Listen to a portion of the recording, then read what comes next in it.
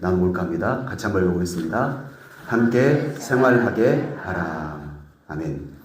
오늘 말씀의 제목도 또 오늘 말씀의 내용도 어찌 보면 오늘 찬양대 찬양의 가사와도 연결이 되어 있고 오늘 우리의 마지막 4월 마지막 우리 연대감에 대한 이야기를 계속해서 나누고 있는데 연대감이라 하는 말 자체가 하나님께서 우리를 붙잡아 주시고 돌봐주시는 것도 있겠지만 더 큰 의미는 사실 우리가 서로 하나 되는, 그렇죠? 우리가 서로 연결되어 있는 서로의 소속감, 하나됨, 이런 마음을 함께 나누는 것이 진짜 연대감이 아닐까 그런 생각을 해보게 되면서 오늘 그 마지막 포인트로 돌아봄에 대한 이야기를 좀 할까 합니다.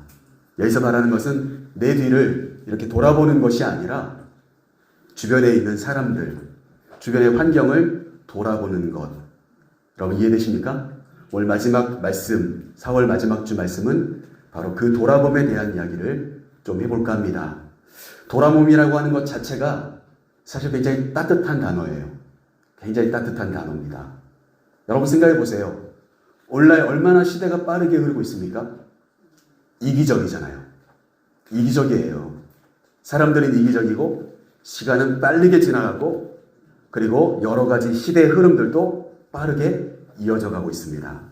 자신들의 이익을 구하기 위해서 외교도 하고 정치도 하고 그리고 지역의 색깔도 살리려고 합니다. 왜 그럴까요? 자신의 유익을 위해서예요. 그런데 돌아본다라고 하는 건 뭘까요? 그걸 떠나는 거죠. 그게 아니고 조금은 여백을 가지고 내 주위를 살피고 내 주변을 돌본다. 이러한 단어이기 때문에 돌아봄이라고 하는 단어는 굉장히 따뜻한 단어인 것 같습니다. 만약 우리가 정말 하나로 우리가 모여 있다면 우리는 주변을 살필 줄 알아야 합니다. 그래서 오늘 마지막 우리 말씀을 통하여서 돌아봄에 대한 이야기를 좀 해볼까 합니다. 여러분 레위기서 말씀은 출애굽한 이스라엘 백성들에게 주신 하나님의 말씀인데 모세를 통하여서 주신 말씀인데 두 가지로 정리해 볼 수가 있습니다.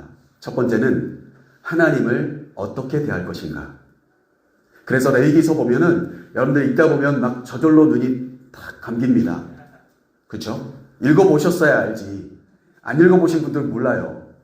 오늘 말씀 들으시고 댁에 가셔서 레위기서를 한번 펼쳐서 읽어보십시오. 그러면 제 말이 무슨 말인지 이해되실 겁니다. 읽다 보면 막 나도 모르게 짜증이 나기도 하고 그리고 졸립니다. 하나님을 향한 제사법들이 가득 담겨 있습니다. 두 번째는 뭐냐? 너희들끼리 어떻게 지내는 것이 바람직한 건가? 형제가 형제를 대하는 방법이 무엇인가? 그것에 대한 이야기를 또한 해주고 있는 내용이 레위기서라고 할 수가 있겠습니다. 두 가지의 내용이에요. 하나님을 어떻게 섬길 것인가? 또 한 가지는 서로 어떻게 하나 되어 살아갈 것인가? 오늘 본문 말씀은 어떤 거에 해당될까요? 두 번째에 해당됩니다. 우리가 어떻게 하나 되어 살아갈 것인가? 그 부분에 대한 부분 중에서 특별히 오늘은 한 부분을 선택했는데 형제가 형제를 대하는 방법에 대해 우리에게 말해주고 있는 내용이에요. 여러분 오늘날에도 좋은 사람이다. 저 사람이 참 멋진 사람이다. 인격이 되었다. 그런 이야기를 듣는 사람들은 누군가요? 사람 대할 줄 아는 사람이죠. 그렇지 않습니까? 사람을 대할 줄 아는 사람. 옆에 있는 사람을 잘 대하는 사람이 될 때, 저 사람 참 멋진 사람이다. 착한 사람이고 좋은 사람이다. 인격이 되었다. 이런 이야기를 듣잖아요. 오늘 그러한 내용들을 함께 나누는 거예요. 하나님이 가르쳐 주신 방법으로 사람을 대할 때 우리는 좋은 사람, 착한 사람, 하나님이 보시기에 정말 괜찮은 사람이 될 줄로 믿습니다. 그 방법을 오늘 말씀을 통해서 이야기할 텐데 답은 이미 드렸습니다. 제목에 답이 나와 있잖아요. 함께 생활할 수 있으면 됩니다. 함께 살 수 있으면 돼요. 근데 요즘 사람들이요. 함께 사는데 어려운 사람들이 많아요. 함께 살기 힘들어요. 그러니까 헤어지는 거죠. 주변에 사람들이 없는 거예요. 왜요? 함께 살기 힘든 사람이니까. 오늘 말씀을 통해서 저와 여러분은 정말 하나 되고 우리가 사람을 어떻게 대하는 것이 하나님의 마음이었는지 오늘 말씀을 통해서 그 진리를 우리가 함께 좀 나누는 시간들이 되었으면 좋겠습니다. 세 가지 말씀을 드릴 건데 먼저 첫 번째 같이 한번 읽어볼까요? 형제를 존중하라. 제가 가로 안에다가 업신여기지 말라 이렇게 써놨습니다. 우리 옆에 있는 분들 한번 인사 한번 하겠습니다. 보시면서 형제를 존중하며 살겠습니다. 이렇게. 옆에 있는 분이 원수같이 보이세요? 예, 웃으면서 해야죠. 아이, 짜증나, 하기 싫어. 이런 표정으로 하시면 안 되죠. 여러분, 형제를 존중하라는 것이 오늘 본문 속에 기록된 가장 중요한 표현입니다. 35절 말씀, 39절 말씀을 읽어볼 텐데 먼저 35절 말씀을 한번 읽어보겠습니다. 내 형제가 가난하게 되어 빈손으로 내 곁에 있거든 너는 그를 도와 거루민이나 동거인처럼 너와 함께 생활하게 하되. 여러분, 이 35절 말씀 맨 아래 표현이 뭡니까? 오늘 말씀 제목이에요. 너와 함께 생활하게 하되. 그런데 그 생활해야 되는 형제가 지금 어떤 상태라는 겁니까? 35절에 보니까 그가 가난하게 되었습니다. 빈손이 되었어요. 그는 아무것도 가진 게 없는 사람이 되었어요. 그런데 나와 함께 생활할 수 있게 하려면 어떻게 해야 될까요? 이미 사실 우리는 알고 있습니다. 내가 그를 인정하고 존중해 주어야 함께 있을 수가 있습니다. 그가 빈손이 되었잖아요. 그가 돈이 많으면 너나 할 것 없이 그 사람 옆에 가서 들러붙으려고 하잖아요. 그런데 어떻습니까? 그가 빈손이 되었어요. 그런데 너와 함께 생활하게 하되. 그러려면 어떻게 해야 될까요? 그러려면 존중해야 된다는 것이죠. 여러분, 그게 오늘 우리가 함께 나눠야 될 첫 번째 말씀의 포인트입니다. 우리 39절 말씀도 마저 한번 읽어보겠습니다. 39절 같이 한번 읽어볼게요. 너와 함께 있는 내 형제가 가난하게 되어 내게 몸이 팔리거든 너는 그를 종으로 부리지 말고. 예전에는 이제 주인이 좀 돈이 있는 사람들이, 큰 부잣집들은 어떻습니까? 집에서 일을 도와줄 사람들을 찾으러 다니잖아요. 그렇죠? 그런데 장터에 나갔는데 노예를 판단 말이에요. 그런데 알고 보니까 아는 얼굴이 거기 있어요. 지금 그 광경을 오늘 39절 말씀은 우리에게 소개하고 있는 겁니다. 기구한 인생이 되었구나. 어쩌다가 저 사람이 저렇게 노예로 팔리는 신세가 되었지? 그래서 내가 그 사람을 돈 주고 값을 주고 사왔다고 생각해 보세요. 그런데 오늘 성경 말씀 39절 말씀 뭐라고 이야기하죠? 그를 종으로 부리지 말래요. 내가 돈을 주고 지불해서 그 사람을 종으로 사왔는데 나보고 그 사람을 종으로 부리지 말래요. 이 말은 뭐예요? 그 사람의 위치가 종일지언정 인격적으로 대해주라는 이야기입니다. 여러분, 우리는 사람을 대할 때 존중하는 마음이 있어야 합니다. 그래야 하나가 되어질 수가 있는 거예요. 근데 여기서 이미 포인트는 말씀드렸어요. 그 사람은 빈손이에요. 그 사람은 종으로 팔려올 수밖에 없는 가난한 상태가 되었습니다. 누가 부자죠? 내가요. 가진 자가 없는 자에게 베풀 줄 알아야 함께 생활할 수가 있게 되는 것입니다. 조금 하나라도 더 배운 사람이 못 배운 사람, 못 배웠다고 무시하고 업신여기면 함께 있기가 어렵습니다. 그런데 하나라도 더 배운 사람이 그 사람을 내가 가지고 있는 지식을 가지고 도와줄 때 함께 생활할 수가 있는 거예요.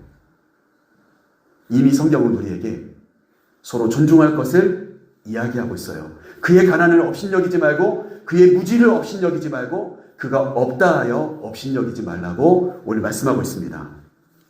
제가 이 말씀을 읽다 보니까 그런 생각이 들었어요. 예전에 그런 이야기들 하잖아요. 속담으로 정승댁에 있는 말이 죽으면 그 말을 애도하기 위한 벗이 가득하다는 거예요. 그런데 정작 정승이 죽으면 장례식이 초라하다. 여러분, 그런 속담 들어보셨습니까? 정승댁 말이 죽으면 그 말을 애도하기 위한 벗들이 넘쳐난다는 거예요. 왜요? 아직 정승은 살아있으니까요. 힘도 권력도 돈도 있는 정승은 여전히 살아있기 때문에 정승이 아끼던 말이 죽으면 너나 할 것 없이 짐 싸들고 물건 챙겨오고 돈 챙겨와서 그 앞에 가서 굽신거리며 애도한다는 거예요. 그런데 정작 그 정승이 죽으면 정승의 장례식장은 초라하더라. 여러분, 이 말이 여러분 다른 동네 이야기가 아니라 우리의 이야기예요. 사람이 가난해지면 피해 다닙니다. 나한테 돈 꿔달라고 하면 어떻게 하지? 나한테 이거 해달라고 하면 어떻게 하지? 적당히 피해 다녀야 되겠다. 여러분, 이게 이미 우리에게 마음속에 그 사람을 업신여기고 있는 거예요. 그러나 어떻습니까? 분명 성경은 이야기합니다. 오늘 우리 말씀은 하나님은 뭐라고 이야기하시죠? 너와 같이 있었던 그 형제가, 그러니까 이스라엘 민족들 전체가 12지파잖아요. 야곱의 아들 12아들들이 지파가 되었지 않습니까? 이스라엘 백성들 전체를 가리켜서 하나님 말씀하시는 거예요. 어느 지파이든 상관없이 너희가 서로 형제의 가난함을 보았을 때, 그가 빈손이 되어서 너에게 종으로 팔려왔을 때도 그를 업신여기지 말라고 말씀하고 있다는 사실입니다. 여러분, 35절 말씀을 표준 세번역 말씀으로 제가 한번 준비해 와봤습니다. 다는 아니지만 여러분 한번 읽어보겠습니다. 너희, 여기서부터요. 우리 같이 한번 읽어볼게요. 너희 동족 가운데서 아주 가난해서 도저히 자기 힘만으로는 살 수 없는 사람이 너희 곁에 살면 너희는 그를 돌보아 주어야 한다. 여러분, 이게 표준 세번역에서 기록된 오늘 본문 말씀 35절 말씀이에요. 여러분, 똑같은 것 같지만 조금 다른 각도로 보고 있는 말씀이 있어요. 그게 뭐냐면 파란색 글씨예요. 자기의 힘만으로는 살 수 없는 사람, 이 표현이에요. 여러분, 여기서 저는 이런 질문을 하나 던지고 싶어요. 가난하게 된 그 형제만, 그만 자기 힘으로 살 수 없는 세상인가요? 아니면 이 세상에 살아가는 나도 내 혼자 힘으로는 살 수 없는 세상인가요? 여러분, 이 표준 세번역 말씀을 제가 읽으면서 왜 이걸 여러분들과 함께 이야기 나누고 싶냐면, 저와 여러분이 오늘 이 자리까지 오기까지는 내 힘으로 된 게 없어요. 하나님 은혜예요. 이건 성경적인 이야기고요. 교회에서 하는 이야기예요. 그죠? 하나님의 은혜입니다. 이건 교회에서 하는 이야기예요. 그런데 여러분, 교회를 안 다니는 사람이라 할지라도 자기 혼자 힘만으로 사는 사람이 누가 있어요? 어디 있습니까? 나는 자연인이다. 그 자연인이 사는 거기는 어딘데요? 거기도 어느 소속된 나라가 있을 거고 행정구역이 있을 거고 그곳에 살 수 있도록 지켜봐주는 사람들이 있다는 거. 세상에는 그 누구도 자기의 힘만으로는 살 수 없다는 거예요. 그러니 오늘 여러분이 이 말씀을 함께 나누면서 가난해진 그 사람만 내가 도와주면 되겠지가 아니라 나도 누군가의 도움을 받을 때가 있다는 거예요. 아니십니까? 맞잖아요. 지금껏 여러분 부모님들이 진자리 마른자리 여러분 살펴주시고 입혀주시고 먹여주시고 길러주시고 여러분들과 함께하는 벗들이 있고 여러분들의 스승이 있지 않으세요? 여러분, 교회도 혼자 여러분 오셔서 예배 드린다고 생각해 보십시오. 이런 분위기가 되겠습니까? 불가능하죠. 여러분, 우리는 오늘 이 말씀을 통하여서 누군가가 없기 때문에 내가 그와 나를 비교하면서 그를 업신여길 만큼 자격이 없다는 거예요. 나도 내 힘으로만큼은 이 세상을 살아갈 수 있는 능력이 없다는 거예요. 여러분, 그걸 오늘 이 말씀을 통하여서 저 여러분이 인정하게 되기를 소망합니다. 조금 높으면 어떻습니까? 조금 더 낮으면 어떻습니까? 조금 가지고 있는 게 그렇게 대단한 건가요? 조금 배운 게 그렇게 대단한 건가요? 아니에요. 오늘 자기의 힘만으로 살 수 있는 세상이 아니라는 것. 우리 모두가 다 해당되는 이야기라는 거예요. 언제 빈손이 될지 몰라요. 그러기 어떻습니까? 저 여러분 모두가 오늘도 그를 존중할 줄 아는 그러한 마음이 있게 되기를 소망합니다. 하나님이 주시는 마음은 바로 그 마음이에요. 사람을 존중해라, 이겁니다. 여러분, 그것이 오늘 첫 번째 이야기입니다. 두 번째 말씀 같이 한번 읽어볼게요. 같이 읽겠습니다. 손해를 무릅쓰라. 옆에 있는 분 한번 보면서 이렇게 이야기하게 하십시오. 한번 인사해 주십시오. 내가 손해보겠습니다. 이렇게 한번 인사해 주십시오. 그러면 진짜요? 이렇게 한번 하겠습니다. 진짜요? 진짜요? 여러분 진짜 여러분 손해보시겠습니까? 여러분 이기적으로 살지 말라는 게 두 번째 이야기입니다. 오늘 본문을 통하여서 이기적인 사람이 있으면 연대감이 다 깨어지는 거예요. 하나 되는 것은 어려워요. 내 고집 딱 피우기 시작하면 하나 되기가 어려워요. 함께 살기 어려워요.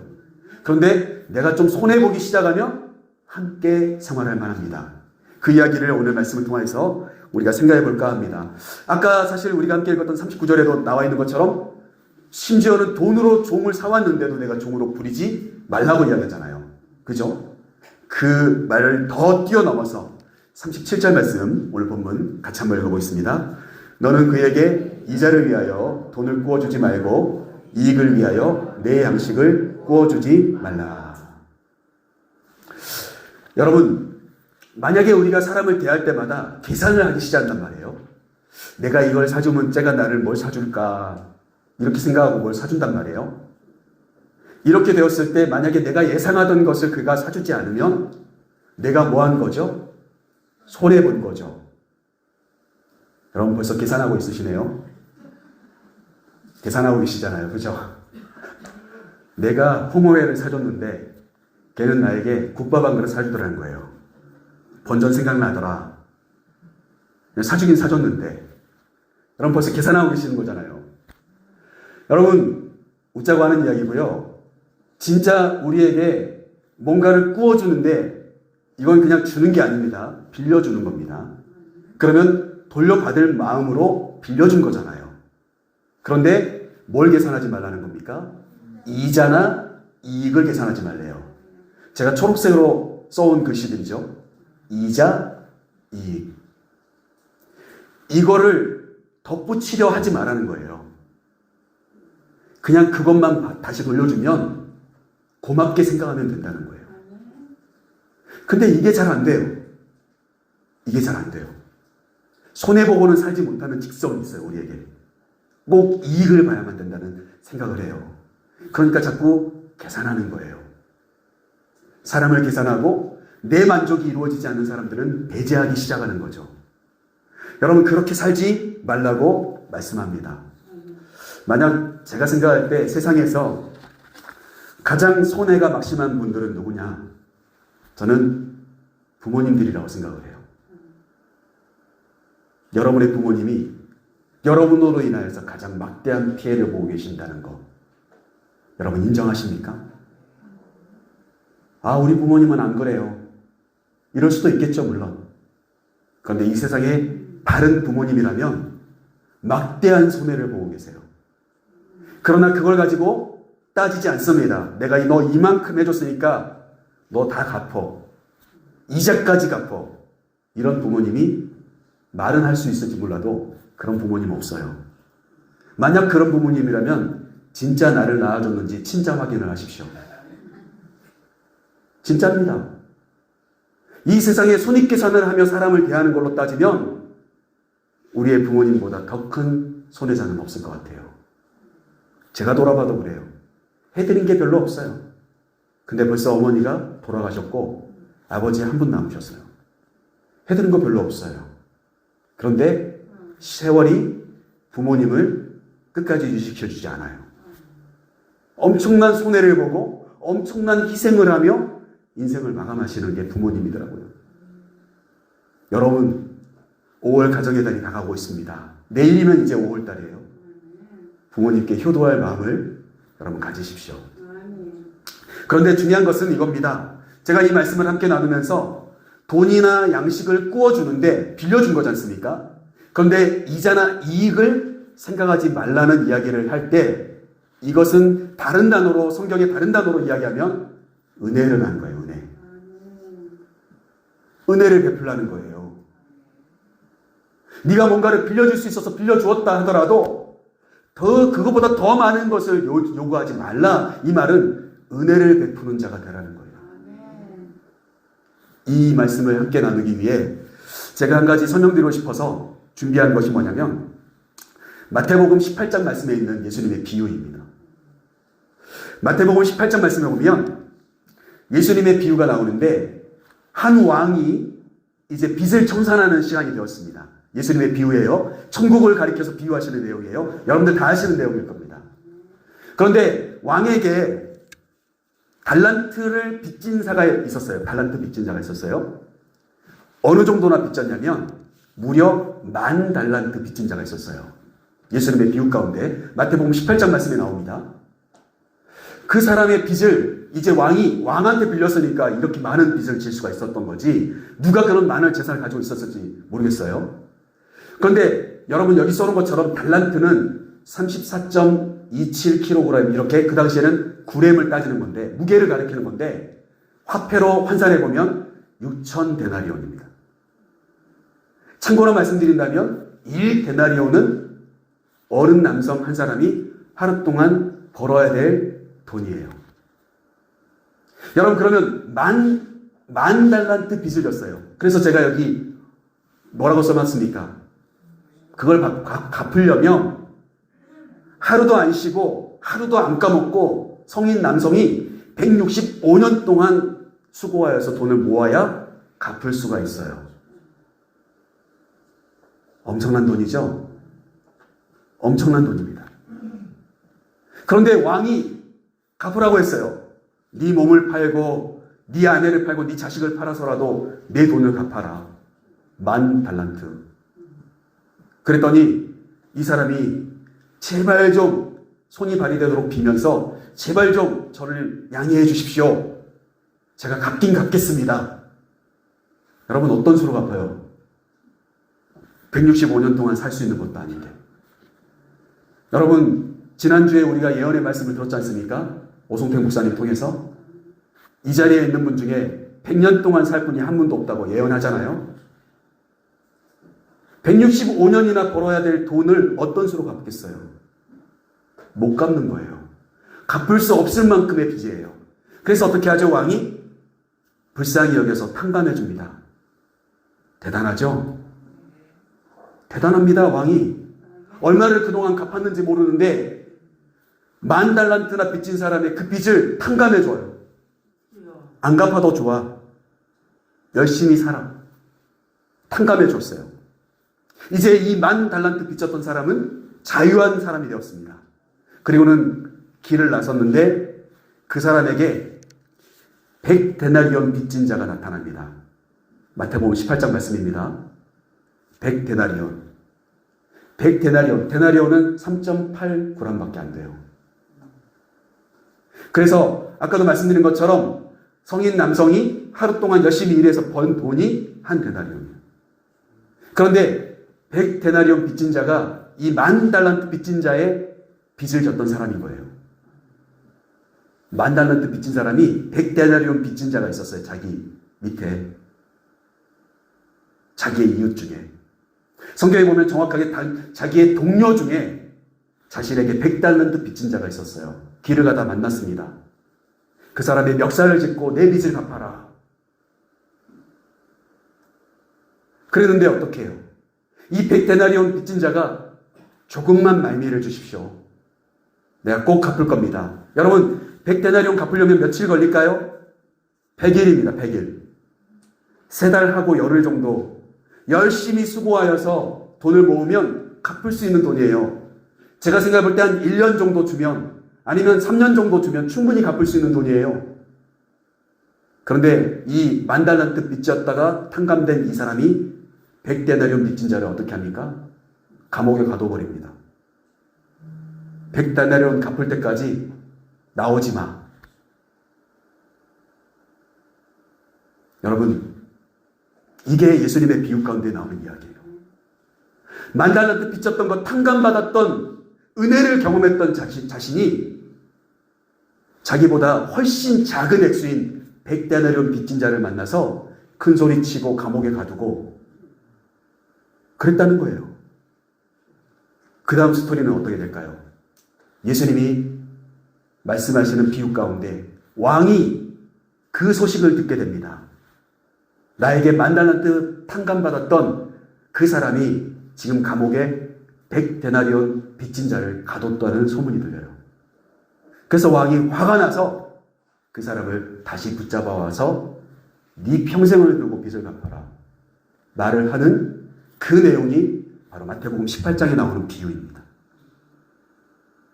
여러분 어떻게 생각하십니까?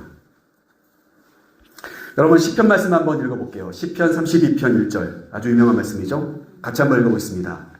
허물의 사함을 받고 자기의 죄가 가려진 자는 복이 있도다. 여러분 진짜 복 있는 사람이죠. 허물의 사함을 받고 죄가 가려진 자, 죄를 안 지은 자가 아니라 죄인인데 용서함 받은 사람은 어떤 사람이라고요? 복이 있는 사람이라는 거예요. 이 말씀을 읽는 저와 여러분이 복 있는 자입니다. 사실은 저와 여러분이 죄인이 아닌가요? 저와 여러분이 당당한 사람인가요? 저와 여러분이 정말 사랑받을 만해서 사랑받고 사나요? 아니잖아요. 그런데 우리는 굉장히 당당한 척하며 삽니다.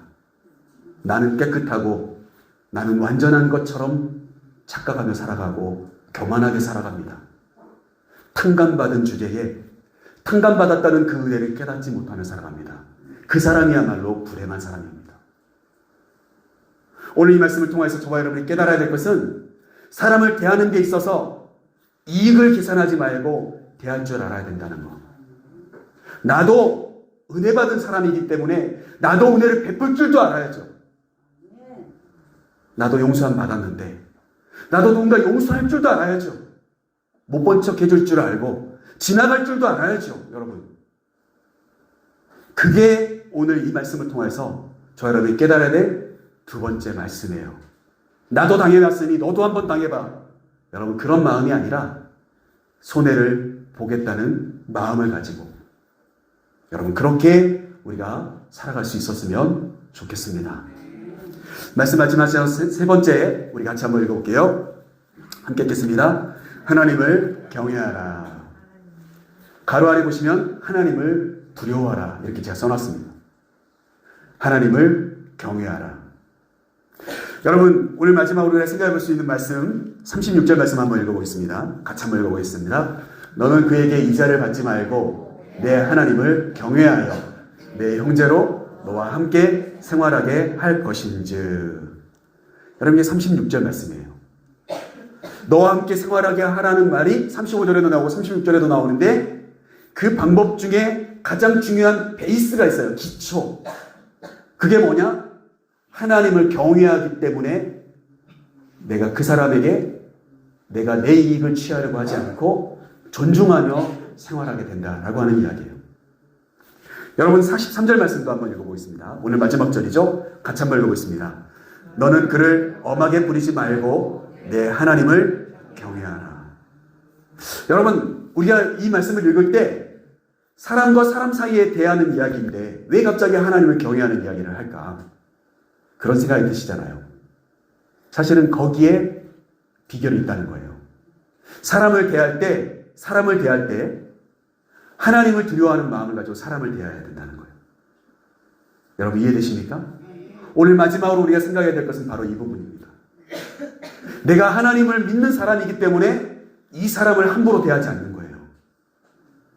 여러분 그것이 오늘 이 말씀 아까 읽었던 36절 그리고 43절에 나와 있는 내용인데 이 43절 말씀을 표준세번역에서 뭐라고 설명했는지 한번 읽어보겠습니다. 너희는 우리 같이 한번 읽어볼게요. 너희는 그를 고되게 부려서도 안 된다. 모름지기 너희는 하나님 두려운 줄을 알아야 한다. 사람을 대하는데 과도하게 부리려고 한다든지 무리해서 뭔가를 요구한다든지 그렇게 하지 말라는 거예요. 너 자신도 그렇게 할 수 없잖아. 하나님을 두려워할 줄 알아야지. 하나님을 두려워할 줄 알아야지. 이 말은 뭘까요? 하나님을 두려워하는 마음 왜 필요할까요? 하나님이 반드시 판단하실 날이 온다는 거예요.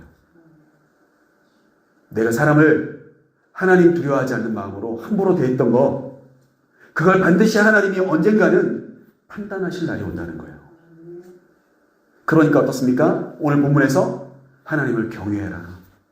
하나님은 살아계신 분이고 우리의 모든 마음과 우리의 모든 행동과 우리의 말을 듣고 보고 계시는 분이다. 그 하나님이 살아계신 하나님이라는 것을 네가 인정하고 경외하는 자라면 함부로 대하지 못하겠지. 오늘 마지막으로 우리에게 이야기해주고 있다는 사실입니다. 여러분, 이 말씀 이제 마치면서 38절 말씀 한번 읽어볼게요. 이건 하나님께서 직접 말씀하시는 거죠. 같이 한번 읽어보겠습니다. 나는 너희의 하나님이 되며 또 가나안 땅을 너희에게 주려고 애굽 땅에서 너희를 인도하여 낸 너희의 하나님 여호와니라. 너희들은 가지고 있던 게 없어. 애굽에서 바로의 노예로 살았던 사람들이야.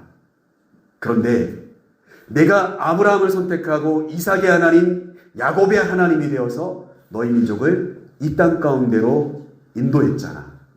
내가 준 땅에서 너희가 불을 누리고 살아가면서 너희 스스로가 내가 이곳까지 인도했다는 것을 기억해라. 그렇다면 나의 것은 아무것도 없습니다. 하나님의 전적인 은혜입니다. 그러면 어떨까요? 사람을 대할 때도, 가난한 사람을 볼 때도, 부족해 보이는 사람을 볼 때도 우리가 하나님이 나에게 주셨던 은혜를 기억하며 그를 함부로 대하지 못하게 될 것이다. 하나님은 오늘 뭐라고 말씀하십니까? 내가 너를 애굽 땅에서 인도하여 내었어. 마지막으로 우리 42절 말씀 한번 또 읽어볼게요. 같이 한번 읽어보겠습니다. 그들은 내가 애굽 땅에서 인도하여 낸 내 종들이니 종으로 팔지 말 것이라. 그들은 누구입니까? 우리가 말씀 서두에 이야기한 것처럼 형제 중에 갑자기 빈손이 되어버린 자들. 오늘 42절 말씀은 뭐라고 합니까? 너만 애굽 땅에서 인도하는 게 아니라 그들도 내가 애굽 땅에서 인도하여 낸 나의 종들이다. 그러니 종으로 다른 사람들에게 값을 주고 팔지 마라. 여러분, 그렇게 오늘 말씀하고 있습니다. 말씀 마치면서 사랑하는 성도 여러분, 정말 저와 여러분이 하나님의 은혜를 기억하는 사람이라면 우리는 많은 것들이 달라질 것입니다. 사람을 대하는 태도도 달라지고 우리가 하나 되지 말라 해도 하나가 되어질 것입니다. 우리에게 필요한 것은 뭘까요? 오늘 말씀을 함께 나누면서 저와 여러분이 진짜 하나님 은혜 까닭에 내가 지금까지 살아왔다는 것을 인정하는 모습입니다. 아까도 말씀드렸던 것처럼 내 힘만으로는 살 수 없는 세상. 그 말은 뭐예요? 지금까지 내가 살아왔던 이 인생 자체가 누군가를 통해서 주어진, 베풀어준 은혜 때문에 살았다는 거. 여러분, 내가 그걸 기억한다면 우린 반드시 다른 사람을 무시하거나 업신여기거나 그 사람에게 내가 손해 이익을 계산하면서 사람을 대하지 않을 것입니다. 오늘 하나님의 살아계심을 두려운 마음으로 생각하시면서 사랑하는 성도 여러분, 저와 여러분 모두가 이번 한 달 이제 다 끝나갔습니다만 정말 다시 돌아오는 5월 달에도 또 앞으로도 저와 여러분 서로가 서로를 존중하고 그리고 덮어주고 그리고 지나쳐줄 수 있는 그런 내가 좀 손해보면 되겠지 이런 마음으로 살아갈 수 있는 저와 여러분의 귀한 모습이 있게 되기를 간절히 소망합니다.